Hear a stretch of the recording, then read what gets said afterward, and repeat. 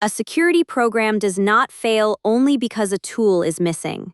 It usually fails because nobody owns the process after the tool is purchased.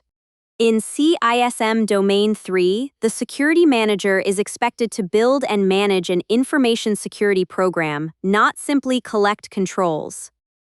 Think about a company that approves a new data loss prevention initiative. The budget is approved, the vendor is selected, and the dashboard looks impressive.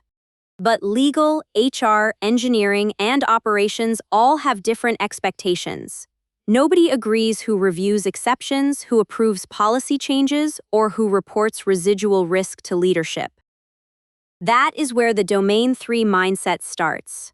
The program needs a charter. The charter defines scope, objectives, accountability, and how the program supports business risk treatment. Without that charter, the security team becomes a help desk for disconnected control requests. Next, the manager builds a roadmap. A roadmap does not mean everything is implemented at once. It means controls are sequenced by risk, dependency, business impact, and available resources. The manager can explain why identity governance must come before advanced monitoring, or why third-party evidence collection must happen before contract renewal. Then comes resource management. Security managers do not pretend every risk can be fixed immediately. They explain the trade-off clearly. Here is the control we can implement now, here is the residual risk that remains, and here is who must accept or fund the next step. Implementation also needs ownership. Policies tell people what is required. Standards make requirements testable.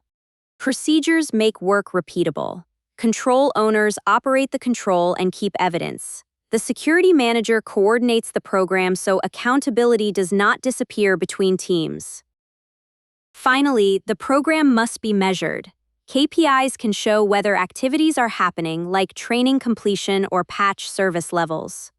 CREs show whether risk is moving, such as rising exception volume or repeated critical control failures.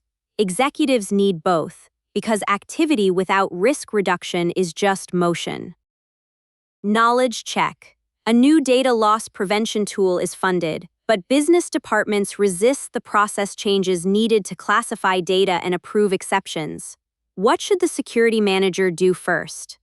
Option A, force deployment through IT. Option B, define ownership, policy, and a rollout plan with stakeholders. Option C, wait for audit findings. Option D, buy more monitoring tools. The best answer is choice B, the second option. A CISM manager creates the program conditions that make the tool effective. That means ownership, policy alignment, communication, rollout planning, and measurement. Forcing a technical deployment may create noise without accountability. Waiting for audit is reactive. Buying more tools avoids the management problem. Remember the Domain 3 pattern. Charter the program, prioritize controls by risk, resource the roadmap, assign owners, implement with evidence, and report outcomes. If you can connect controls to business risk and accountability, you are thinking like a CISM security manager.